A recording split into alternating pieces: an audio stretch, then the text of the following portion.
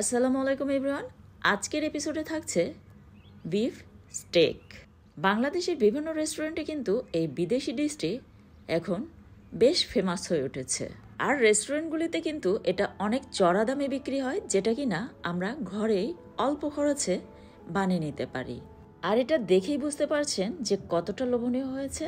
তো আশা করছি বরাবরের মতো আজকের রেসিপিটাও আপনাদের কাছে অনেক সহজ আর ভালো লাগবে। আর ভালো লাগলে পেজ ফলো করে সাথে থাকবেন, আর ইউটিউব চ্যানেল থেকে দেখে থাকলে সাবস্ক্রাইব করে আমাকে সাপোর্ট করবেন। আর হ্যাঁ, ভিডিওটি অবশ্যই পরিবার পরিজনদের মাঝে বেশি বেশি শেয়ার করে দেবেন, তাহলে তারাও রেসিপিটি দেখে ঝটপট বানিয়ে নিতে পারবে। তাহলে চলুন রেসিপিটি ট্রাই করা যাক।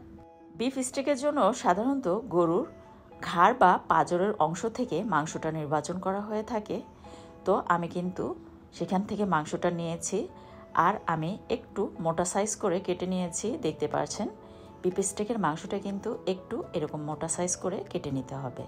তারপর আমি একটি কাঁটা চামচের সাহায্যে খুব ভালোভাবে ছিদ্র করে নিয়েছি। আর আপনারা চাইলে যদি হ্যামার হাতে কাছে থাকে তাহলে হ্যামার দিয়েও কিন্তু একটু থেতলিয়ে নিতে পারেন।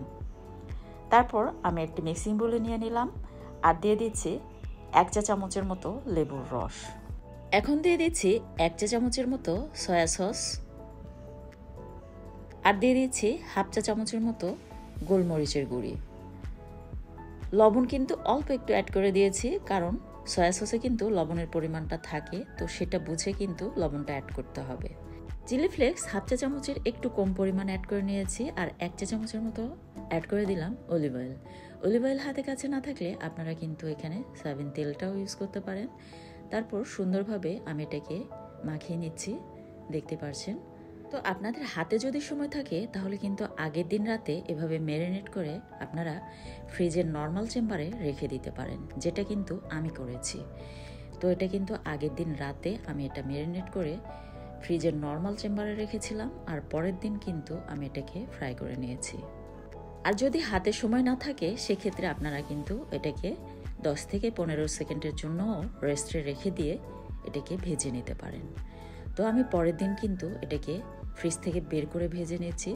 তো চুলায় একটা প্যান বসিয়ে দিয়েছি, আর আমি কিন্তু বাটার দিয়ে ভেজে নিচ্ছি। আপনারা চাইলে অলিভ অয়েল কিংবা সয়াবিন তেল দিয়েও ভেজে নিতে পারেন।